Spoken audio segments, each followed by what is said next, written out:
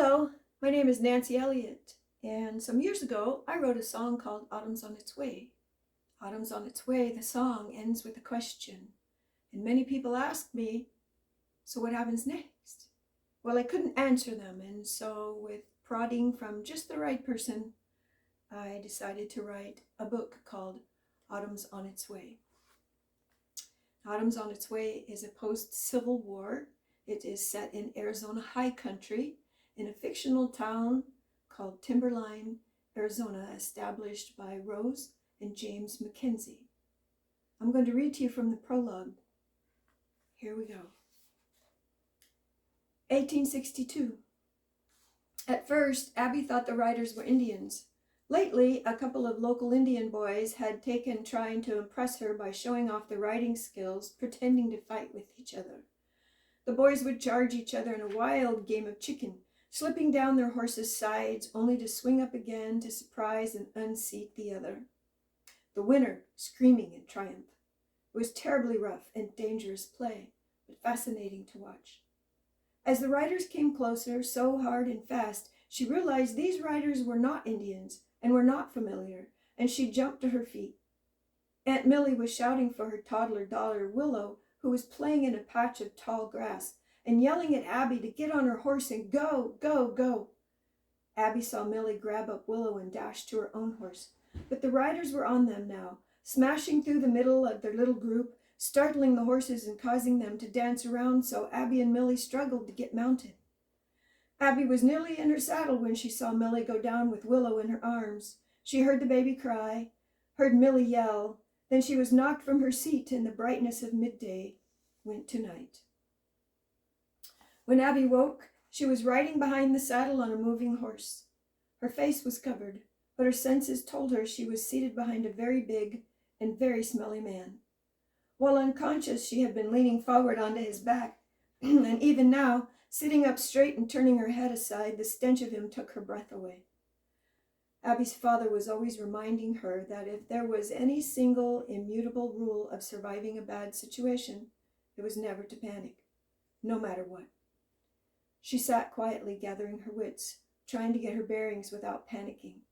Her wrists were bound in front of her and also tied to something else, probably the latigo strings usually used to fasten down a slicker or a blanket. Her feet were tied together under the horse, and that scared her a little. An excellent horsewoman, she never worried about falling off, but being tied on prevented her from falling while unconscious and kept her from escaping. But in the event of an emergency, her life would be left to chance. She was wet where she sat and realized she had peed herself before waking up. It was going to make her raw, she knew. She was thankful her mother allowed her to wear trousers. Sitting as she was, partly on the saddle blanket and partly on the horse, it would have rubbed her skin bloody if she were in skirts. Mixed with the footfalls of horses and squeak of saddle leather, she could hear men talking and laughing. Now and then would come the whispers of a woman shushing a child or someone softly weeping. "Millie?" she asked softly, then again, louder. "Shut up!" Her captor drove his elbow into her stomach. Abby began to cry noiselessly, tears running, her nose running. She wiped her face on her shoulder and felt the wetness on the rag over her head. "Don't panic," she heard her father's voice. She wanted to see Millie, see if she was okay, if Willow was okay. She listened for a long time and could tell another rider was behind and to the right. There were several horses strung out forward and to the rear. She could not hear the footfalls of her own horse, Lily, and she hoped Lily had run home. If she had, help would come soon.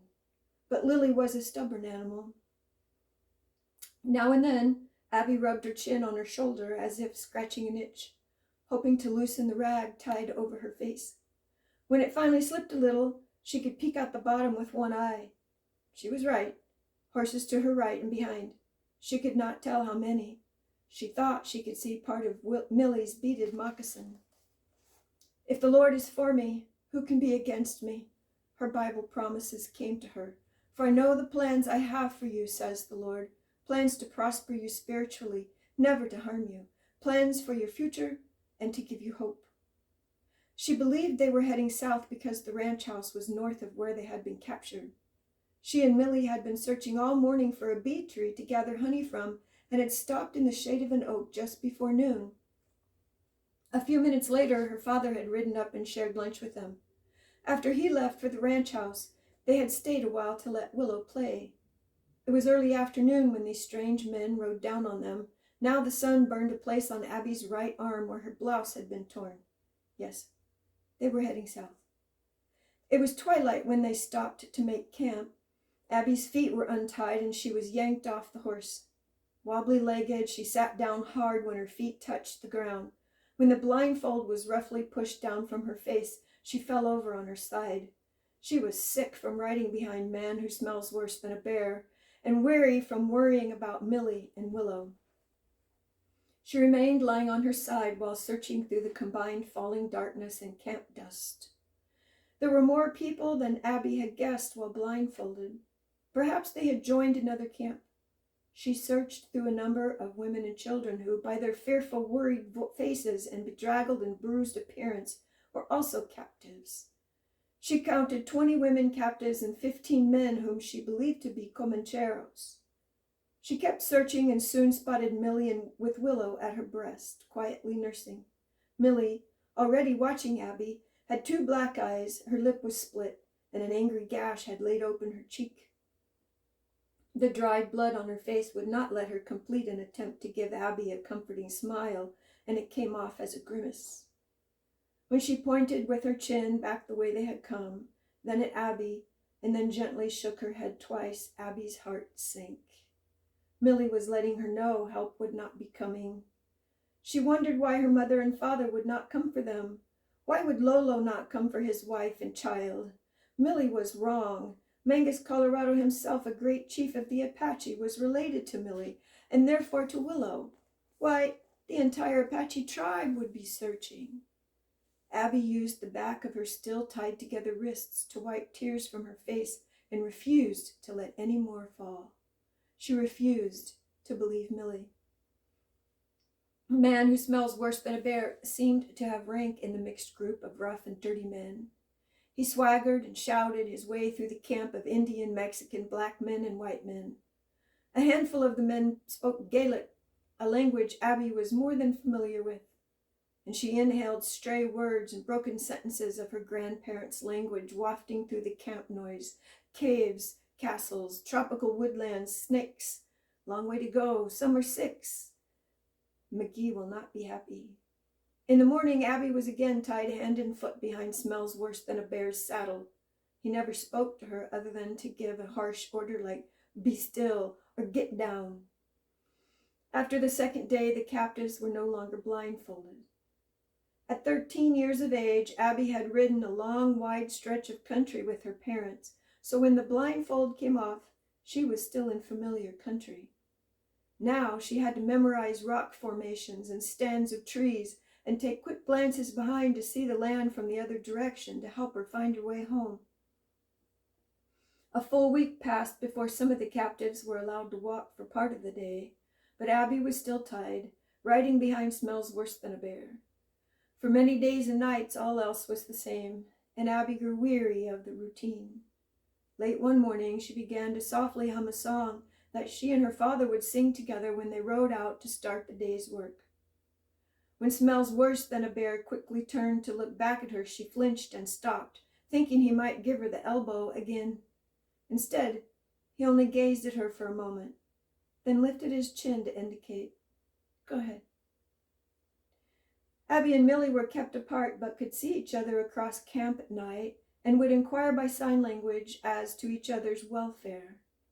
Although their captors usually cooked a meal for themselves, the women and children were given hard jerky and a tin cup of foul-tasting water from a barrel too long past its prime.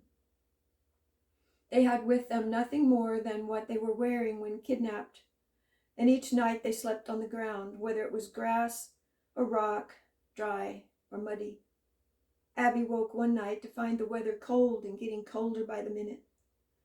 When he saw her awake, smells worse than a bear threw a horse blanket at her, and she was grateful. In the morning, she and all the others were covered with snow. The rigorous journey, poor food, and bad water began causing some of the women to suffer and get sick.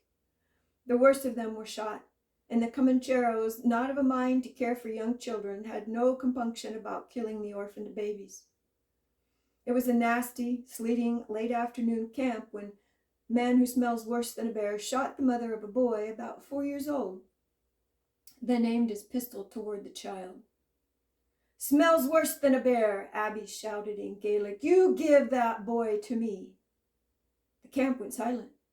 All eyes looked her way. Even the wind had stopped to listen to this brazen child. Smells worse than a bear turned, his gun still pointing at the boy. "What did you call me?" Abby was standing, fists on hips. The storm had left her flaming mahogany hair in a wet and tangled mass, plastered like seaweed across her dark, freckled face, made even darker by fury. She spat at him and then growled, "You are smells worse than a bear." For a moment, Smells worse than a bear just stared at her. Then his gun arm dropped. His head flew back, and he began to laugh so hard he finally doubled over. The boy instinctively ran to Abby, and she wrapped him in the filthy horse blanket. "In peace I will both lie down and sleep, for you alone, O Lord, make me to dwell in safety." That's the prologue from Autumn's on Its Way, the book.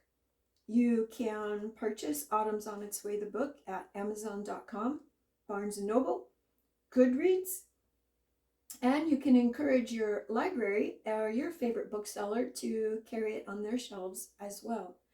You can also purchase it directly from me at nancyelliottmusic.com, especially if you would like to have a signed copy, and I'm happy to mail it to you wherever you like. Also, when you purchase from the website, you get a free download of the album Bluebirds Singing on the Buffalo Road, which contains the song Autumn's on Its Way that started all of this.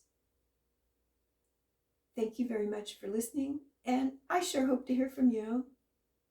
Bye for now.